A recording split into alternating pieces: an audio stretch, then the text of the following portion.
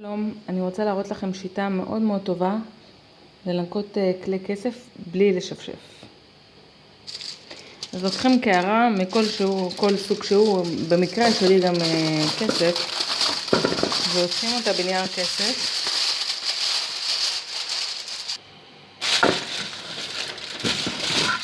מאוד חשוב שזה יהיה בחלק המבריק של הנייר.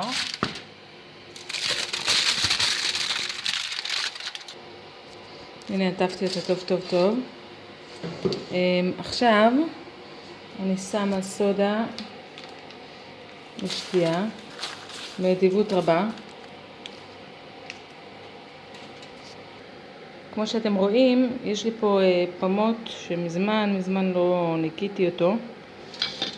הנה עוד אחד. ממש חום.